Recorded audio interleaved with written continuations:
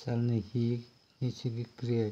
ती फुकट आहे. ती कुठेही करता येते आणि वर्षानुवर्षे तुमच्या जगण्यासाठी एक भाग होऊ शकते. तुम्हाला जर पायांची काही समस्या असेल किंवा तुम्ही अशक्त असाल तर गोष्टी वेगळी, नाही तर चालण्यासारखा योग्य व्यायाम नाही. चालणं ही एक एरोबिक क्रिया आहे. त्यात शरीराच्या खालच्या भागातल्या स्नायूंना मोठ्या प्रमाणात वापर होत असतो.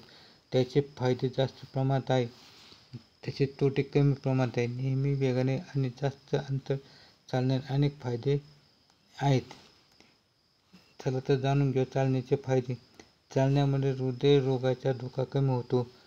त्याचप्रमाणे रक्तदाब कमी होण्यास मदत होते. वेगाने चालण्यात हृदय आणि श्वसन क्रियेस फायदा होतो. जर तुम्ही चिंतेत असाल किंवा डिप्रेशनमध्ये असाल तर चालण्यासारखा आणखीन फायदा होतो.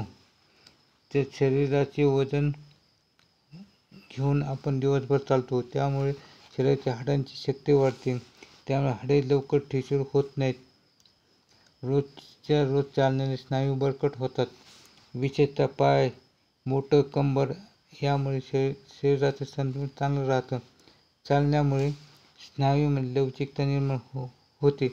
चालण्यामुळे शरीराचा बाक चांगला राहतो. जर आपण नेहमी चालत असाल तर त्यामुळे आपले वजन नियंत्रणात राहण्यास मदत होते.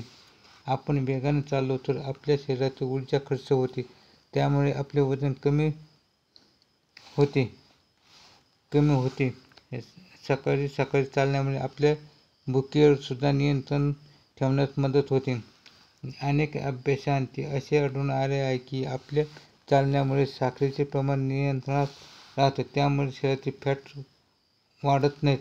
त्याचा थेट संबंध हृदयरोग, डायबिटीस आणि यकृताच्या विकारांशी असतो. इन्शुलिन आपल्या शरीरात कशा प्रकारे प्रतिसाद देतो हे चालण्यामुळे आणखीन सुधारते. चालण्यामुळे तुमचं आयुर्मान वाढतं.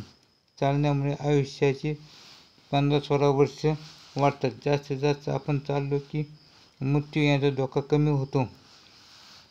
चालण्यामुळे फक्त शारीरिक नाही तर मानसिक आरोग्य सुधारते. त्याचबरोबर सामाजिक पातळीवरही फायदे होतात. आपण जर डिप्रेशनमध्ये असाल तर आपण चालले पाहिजे. त्यामुळे चालणे ही अँटी डिप्रेशन म्हणून काम करत असते. आपण नियमित चालण्यामुळे आयुष्याला एक प्रकारची शिस्त, एक उद्दिष्ट मिळते. त्यामुळे आपला मूडही चांगला राहतो. आपण जर एक ठराविक लयीत चालत राहिलो तर दीर्घकाळाचे मानसिक आरोग्य चांगलं राहील.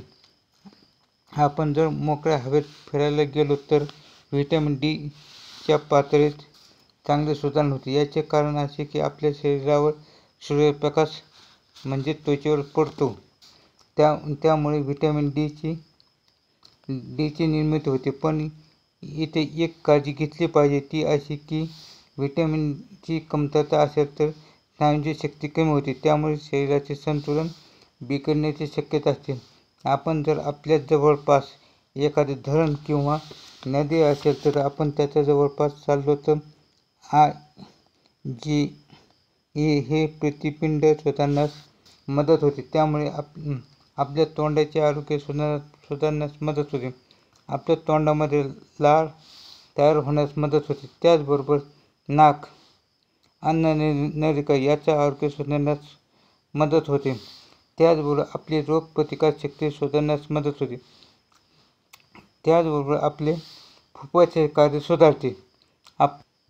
आपण नेहमी वेगाने चालण्याचा आणखी फायदा हा आहे की आपल्या आतड्यांच्या जीवाणूंवरही परिणाम होतो. त्याचबरोबर आपली पचन क्रिया सुधारण्यास मदत होते. त्याचबरोबर आपली रोगप्रतिकारशक्ती वाढण्यास देखील मदत मिळत असते. त्यामुळे आपण नेहमी भरभर चालले पाहिजे. चालणे हा एक प्रकारचा व्यायामच आहे.